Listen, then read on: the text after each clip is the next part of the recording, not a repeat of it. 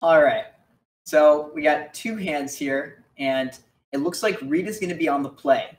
What do you think of this opening hand from Reid's side?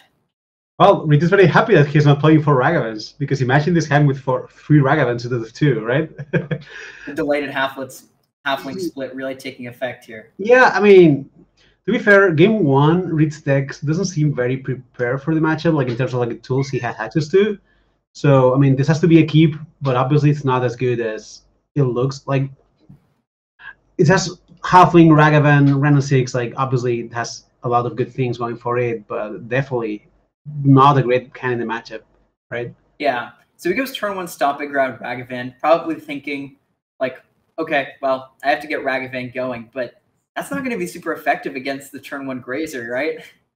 Yeah, Grazer is multi-format superstar, you know? Being the scourge of all the attackers in both Pioneer and Modern, and Standard for a while also. Like, you know, this 0-3 just keeps being good and definitely great in this situation. Like, Ragavan is now very sad, and even the multiple Ragavans are sad here. This turn 2 is pretty interesting.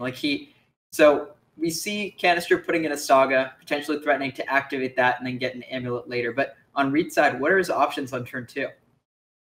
Well, for starters, you can attack and get rid of the Grazer, which I actually like a little bit. But the other option is just, I mean, obviously you're attacking always, but you can just play Halfling, planning to drop Shieldred on turn 3. And I think that's probably what Reid is going to do, because even if you get rid of the Grazer, Ragavan is not really guaranteed to get there anyway. And I think Shieldred is the win condition here. So the earlier you play it, the earlier you're going to, you know, end the game. There's also the upside that if Reid decides to play the Halfling, he can also develop the Saga. So even if he loses the Saga and doesn't get a ton of turns of it active, maybe there's a good bullet that he can get, such as Haywire Might off of the Saga in order to threaten killing an Amulet. What do you think of that line? Yeah, not only the Amulet, but just like also multiple Sagas Kanister might get or something. Like, you know, it depends on how it goes. But I think I would be surprised. Like, I think Saga and Halfling is just too much upset here compared to the other options. He's definitely going through all the options here, of course, but yeah, just 2 upsides compared to Grand 6 killing the Grazer here.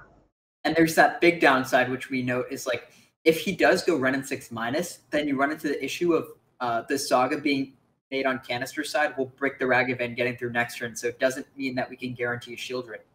Yeah, exactly. There's so many downsides. All right, that's a Dryad.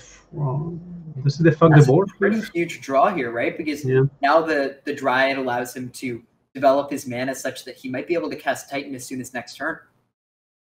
Well, he will need 1 more land. No, not really. Yeah, I mean, that's a very good draw. And also, the Reid doesn't have an answer to Dryad right now. Let's see how Kanister develops here, but definitely he's now presented a few good options, right? And well, let's see. Maybe he goes for the conservative, like, you know. No, he's gonna run the Dryad now and not use a Saga. Yeah, I mean, that's Amulet. So, this is what I was going to say. I don't know if you want to play the Simic Growth Chamber if you're on the side of Kanister, because if you hold it, you force Reid to have an answer. And actually, looking at Reid's deck list, he has 2 Terminates because Liliana the Veil can't get through the Grazer, so it's really hard to kill this Dryad. Yeah, it's only 2 copies of Terminate. Yeah, it's a good play for sure for Kanister here. And Thoughts is off the top for Reid, which presumably is a very good card in the matchup, but now that presents Reid a very complicated situation. Like, because he wanted to play Shieldred, but now he can actually go for Saga plus Thoughtseize, which is definitely better against Titan. Right. I mean, if we're thinking about what Reid's plan is, we know that Reid basically has to kill Kanister before a Titan gets into play, because at that point, it's going to go downhill really quickly. So Reid has to get as much pressure as possible while still maintaining that disruption to force Kanister to find a good card on top. Yeah, I think Reid identifies here that Titan is about to come, and that's why he has the Thoughtseize, even though obviously he would prefer to just play the Shieldred right away.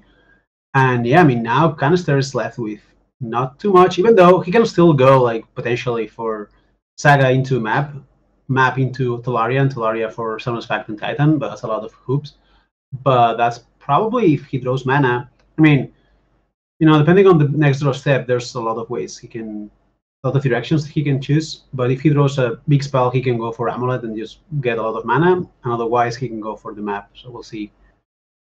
Right. I mean, we can see access to 7 total mana, or actually 8 mana with the. No, is it 7 with the Explorer? Yeah.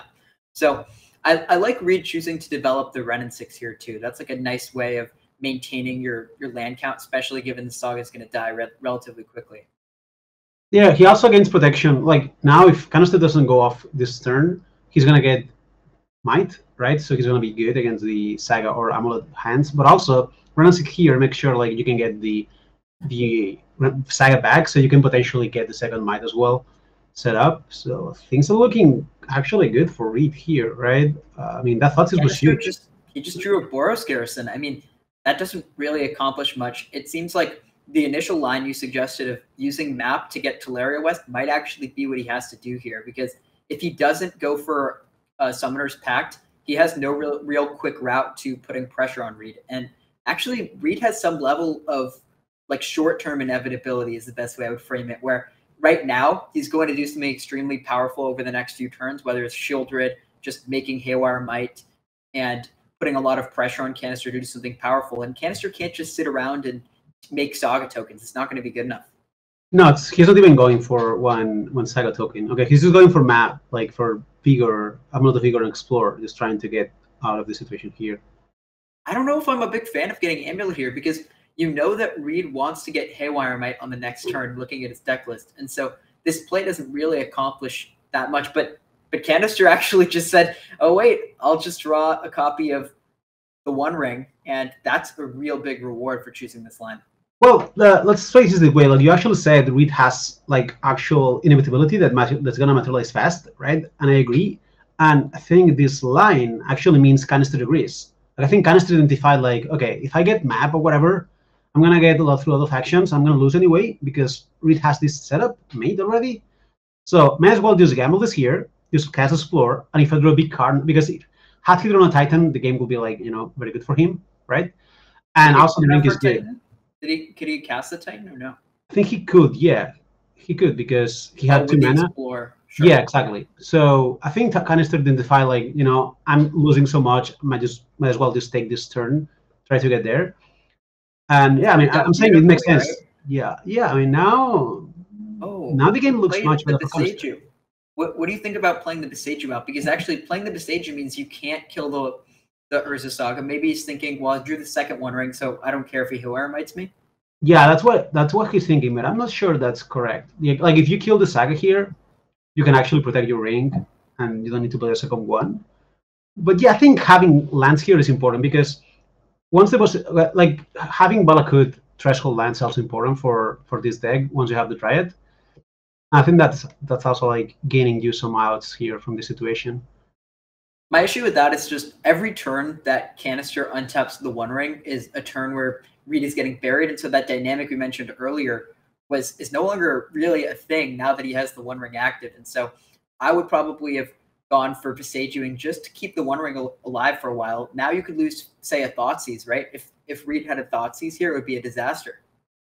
Yeah, you're opening the door for Reid to draw Thoughtseize. Yeah, I think I agree. Like if you will say you hear the Might, like you just get to make sure you have the ring in your hand.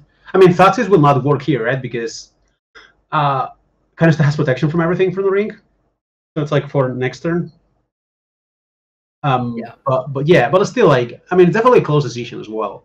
Like, I don't think it's very easy to in either direction. But yeah, I mean, I think this game is actually kind of close now. But Shieldred, of course, very good against the One Ring, but 20 lives is a lot of life for Kanister as well. Right. I mean, now we see Reid can play Shieldred and use Haywire Might to kill that One Ring, which leads to the sequence where Kanister can rebuild with One Ring, but he's actually not advancing as much as he would want, just given how fast Shieldred will kill under One Ring. So this game is really tight now. I don't even know who's favored at this point. I think it's quite close. It's close. I mean, Kanister has like 7, like I don't know how many. I don't remember how many packs he plays, but like it has a lot of outs that actually like kind of win the game on the spot. Right, Titan will win the game here. Just play like the Growth Hammer twice. So definitely it's close-ish. Probably, I mean, Reid might be ahead, but the thing is, the fact that Reid cannot kill the Amulet here is very tricky. I mean, maybe he can, but I don't think that's maybe it's his merit to kill the Amulet, right? Because if you kill the Amulet, Yeah. there's not that many combinations that kill you. And, you know, the One Ring at 2 counters will start dealing a ton of damage. I mean, Yeah. I think that it's pretty close. I mean, you saw Reid tank there for a little while before deciding what to kill, but it's a pretty close decision. It's very close. Maybe there's a wall where you just let the... Because if you kill the Amulet, there's not that many combinations that actually kill you there, right? It's very hard. But... All right, second ring for Kanister. Let's see. This ring is going to be painful, though. Ooh, Golgari Rod Farm. So, yeah, now we're in this position where a critical draw from Reid could put him in the driver's seat here. There's definitely a lot of cards that would make him a big favorite. For example, I think even if he picks up like a Terminate to kill the Dryad, that would be a really big swing right here. Yeah, I think Terminate will probably lock the game. Like, you don't even need to kill the Dryad, right? You can just call for the Titan and then Kanister's like throwing that kind of like, yeah. But that Ragavan that came down turn 1 has been rotting along with his buddy in hand. I mean, it really did not get to do much. This Mulligan Monkey was Ragavan all the way, you know? Well, another dead draw for Reid here. I mean, he has some extra pressure in that form of the Saga, but that's just this blank, piece of cardboard as it can be. What do you think of attacking Ragavan right here? It sounds a little crazy, but if you attack with Ragavan, you threaten to play another Wrenn and 6, which would otherwise be dead, and kill the Dryad. And otherwise, you get to kill the Arboreal Grazer and set up future attacks. So I might have liked attacking with everything right here. Yeah, I like that. Yeah, there's also... Yeah, I think that would be a good attack. Probably, you might actually get 1 damage out of it. Oh, you know what? Actually, the One Ring just came down, so that's not going to be a thing this turn. Oh, true. That could have been a good way of... But if not, you can attack with... Yeah, I like attacking with all... If you don't have the ring, you know, you can just get maybe the extra damage of the halfling or whatever. Okay, now Kanister goes for the Vasage.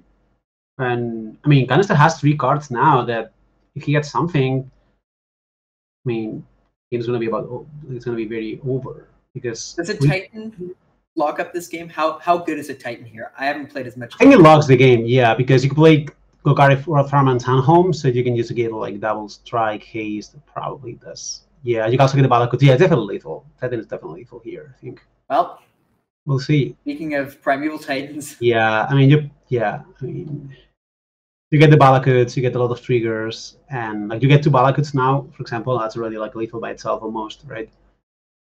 You can play 1 more land right before you play the Primeval Titan. Yeah, well, Kanister is an Amulet expert, so definitely like he will definitely find a lethal. I mean, I don't exactly know the lethal here, but I think there is. Like, you give it haste now with the. Yeah, you can get a lot of damage. You just get. Oh, you can get the Vesuva to copy the Boros Garrison, and Slay with Stronghold works, I guess. Yeah, and then tap play. Yeah, I know. I mean. Usually when you have like Dryad, Titan, and Amulet, things go crazy very fast. Like it's, you know, we'll see how he proceeds. But I tend to find trickier when you miss like the Dryad or whatever. But you know, yeah, I mean, this game was. It feels from my perspective that it was actually close because we needed 1 more piece of like disruption or whatever. Namely Terminate, but yeah, we're seeing here Valakut and the Stronghold. This is the important game for Kanister to win because we know post-sport that there's going to be a ton of upgrades on Reid's side. We were talking about his sideboard of 1 million Stone Rains, and so winning this one definitely puts it in Kanister's position to take it, but also Reid came pretty prepared. Yeah, I mean, even like Ashok, you know, like Reid's sideboard is completely like Force of Vigor. Like Reid's sideboard is, and you can never have a sideboard like this for a tournament. Like your Jan deck could not improve in any tournament against Amulet. Like this is an example of Reid's sideboard just specifically made to face this potential deck from Kanister, right? Right. I mean, like we talked about at the beginning of this round, I mean, the choices you can make to metagame against what you expect your opponents to bring are massively different than what you'd expect in any traditional setting or random modern tournament you play in. Like, this matchup is maybe like, I don't know, 35% game 1 for Reid, and post-board I would guess he's a favorite by a reasonable margin at least now. Yeah, absolutely. It's also like Kanister has a good plan that against like things like Blood Moon or whatever. But the cards readers is bringing like, you know, there's not too many things you can do as an Amulet player against Ashok. You know, Reid just gets all 15 cards on the sideboard. Like he's playing in paper. He doesn't want to give away any information. I mean, he just every single card on his sideboard is a crusher in this matchup, right? Most. He's having an Alpine Moon, maybe. I mean, Moon is also good against Saga, isn't it? It might not be better than his next worst card, funnily enough. I mean, you would think that that would always be a card you have in your deck, but it's possible that he doesn't have a worse card. Yeah, I guess. Like, his deck is strong enough that actually, yeah, I mean, that could be the case. Like, he's cutting Engineered Explosives, which I think is traditionally a pretty good sideboard card against Amulet. Like, that, to me, just speaks volumes to how he's built this deck to beat this matchup post-board. Yeah, that's true. I mean, look at this. Look at Reid's deck post sideboard. Maybe Kanister doing on his side. Does he have any changes that he's going through? Let's see. He's cutting a Dryad. What else is he doing? Putting the Explorers. He's putting all the Explorers trying to get through the Stone Range, which I think it's a good plan as well, but... I kind of like bringing in the Ents on his side. I'm no Amulet expert, but it seems like increasing your land count and having a threat is kind of nice when your opponent's boarding the way they are. Yeah, it's kind of funny because usually the Ent is not good against a deck like this, I think. But here we have a situation where Reid decks has he has so much hate cards that actually his deck is going to be like less functional as a normal Jan deck.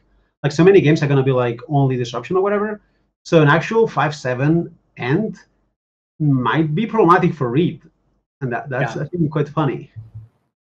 How is Obsidian Charma as a sideboard card in this matchup? I know it's usually good in like versus big mana decks, but it's kind of hard to cast. I mean, there's not a lot of colorless lands on Kanister side. I mean, would you play a 4-mana dragon that's a 4/4 kill land against Amulet out of Jund? If it was always 4 mana, maybe. I think it'll be. I guess there's Urza Sagas, there's Sunhome, like Slayer's Fortress. There's enough that it's probably worth it. Okay. Yeah, I think it's good enough. Like Reid needs some win conditions, right? And this one is like as good as it can get. This is a pretty mediocre Juntan from Reid's side. I mean, I think Liliana does some work, but when we think about all the sideboard cards that Reid brought in, his hand doesn't really do that much. It does have a Scry, and it has Inquisition. What are your thoughts on this hand from Reid's side? I think it's very marginal. I will keep this hand mostly because of the Scry. Like Bubble here, Pusafetchland is actually decent, but I agree this hand is not very good. Like it's probably, I mean, I think it's as bad as it can get and still be a keep in my opinion. The main issue I see is you have no pressure if you're on Reid's side, and Liliana is a form of pressure to some degree, but I think you're right that it's right on the cusp of what you can keep, and certainly wouldn't be a keep on the draw. Yeah, definitely not. And also, it's like you don't have that much pressure per sideboard with this configuration, right? Like, and you have a lot of strong cards to draw here, so I think that's definitely a keep. Yeah, Inquisition of Kostelak, much better in the play than the draw in this match specifically, where your opponent can just sneak the Amulet under it, but on the play you can just often dismantle a hand by just taking the Amulet here. So what is the option between Pact and Dryad? What do you think you'd go for here, Reid? Well, usually Dryad will be the one I will get in this situation. That will be my default. But since we have Liliana, which is actually very good against Dryad, and we're trying to play this Stone Rain Game of Resources or whatever, I think maybe Pact is better. I don't know. It's tricky. I think the argument that you can't play Dryad into Liliana is pretty good. I think Reid's plan now is I'm going to try to stop the Pact from actually casting a Titan. So that's the avenue he's going down. Yeah, the thing is that's very dangerous because you can lose to like Pact, Athusa, and then Kanister's ramped forever. And that's, a very problematic situation. So let's see how this plays out. Right. I mean, I'm surprised Reid still has Bowmasters in his deck post board. We were looking at him sideboard again. He was going to board them out. Yeah, I mean, I don't like this card as much in this matchup. I mean, you need some creatures, you need some pressure, so Reid elected to play Bowmasters. I personally feel like something like Shieldred will be better, just because Shieldred can let you ignore like the small Saga tokens or whatever, where Master is like a little bit weaker against that. Obviously, Reid's plan is made in a way where all the lands Canisters are playing are in danger. But if Saga gets through, that's very problematic. It's even a little interesting as to whether you want to cast Saga here, given that Reid is maybe facing down some Saga tokens that you can snipe with it. But, you know, he probably thinks, I need to spend my mana in other ways, cycling this Proving Ground and trying to find actual cards. Because the Bowmaster and the Saga tokens are not really what this game's about at the end of the day. Yeah, I mean, you literally need to sync Kanister's hand. Like, if you don't play Liliana here and start destroying lands from the hand, it's just very bad for you. But these Saga tokens are going to be a problem here for Reid if he doesn't draw anything else. Because Kanister give Kanister a way to play to the board without needing to play out spells, which makes the Liliana a little worse. Yeah, well, Kanister now has an easy land go put the tokens situation here, right? And look at this, he draws the One Ring for turn, so suddenly that's going to really hurt Reid's chances if this game goes on too long. Reid needs to draw a good card here, or he's going to be in a very weak position. What about Urza Saga? I think the play we like here for Reid would be players first discard like the Bonston Mire. You can play Saga and then cycle the ground, leaving block up, so you can just draw Thoughtseize. Right, play the Saga, leave up Blood Crypt. You can draw Ragavan, or you can draw Thoughtseize. Looks like maybe even Inquisition to take the summoner. Yeah, any spell. That's what he went for, but he blanked. I think this was maybe better to do it first Liliana, so Kanister has less info about what he's going to discard, because you're going to discard a land no matter what, right? I don't think there's any draw that will make you not discard a land. Maybe I'm wrong, though, but yeah. But now we're kind of at the point where him drawing one of his Stone Rain effects isn't that effective once the One Ring is in play. He suddenly needs Haywire Might, which he can find with the Saga, but it's a little slow. And he needs to find a spell that impacts the board at least next turn. The bright side is we get this Liliana activation ultimate that's going to be threatened, which isn't that far off at least, right? Yeah, but I think if Kanister really feels under pressure, he can just go for Arp Dryad and Valakut-ish type of sequence. I think Reid needs to get, that's a block from Kanister. If I'm Reid, I'm very happy about this, because it means I don't really know if I love this trade on the surface, just because you're playing another artifact this turn. Yeah, I'm happy with this because I feel like if I'm Reid, I'm feeling like my game depends on Liliana getting there. I think there are not many games that Reid wins here without going through Liliana Ultimate. This is probably the critical draw step from Reid's side, right? The One Ring's going to come down, and he suddenly needs to find something, or else this game is over. This is a Titan, right? He can copy the Amulet with the Sync, right? I think it's one off. He gets 4 from the Simic Growth Chamber. I have to pay 1, yeah, I think it's 1. Is there any combination? No. No, he's 1 mana off. Combination, yeah. So you can just play the ring. Yeah, this is a critical turn. Yeah, he needs to draw, at the very least, a good card. Stone Ring will be fine. What's the best thing he could get here, though? I'm struggling to think of what it is, because he can't take this Pact or anything, given the One Ring effect.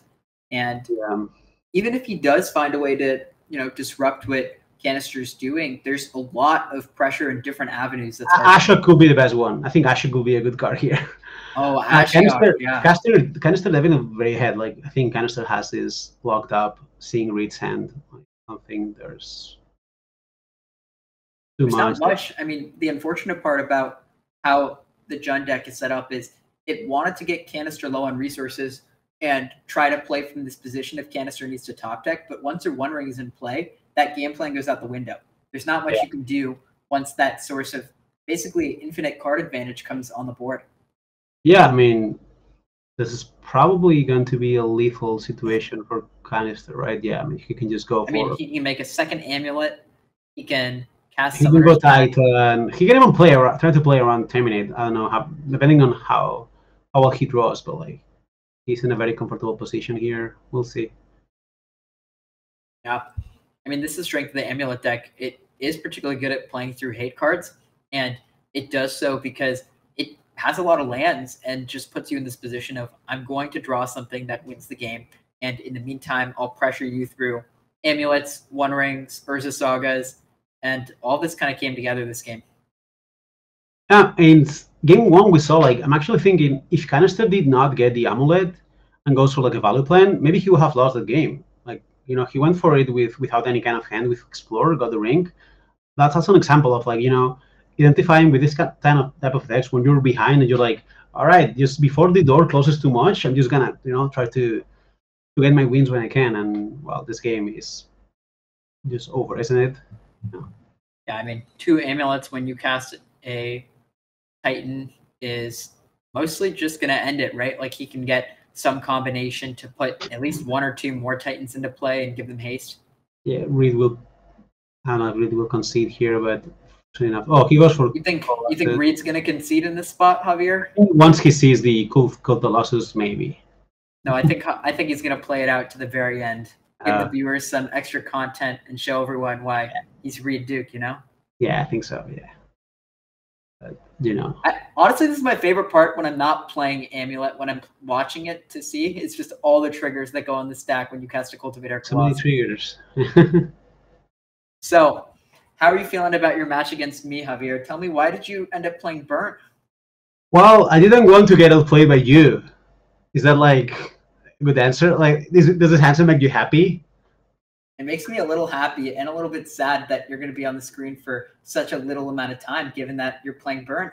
Yeah, I'm gonna end you fast. That's a good part. That's a part. You know, it's a little bit late here in Spain, so I wanted to, you know, eliminate you fast, and I think Burn is gonna deliver that. Like, you know, so many, 10 minutes, lava spike, lava spike, lava spike. Nathan Stoyers at 1 life and cracks a Fetchland.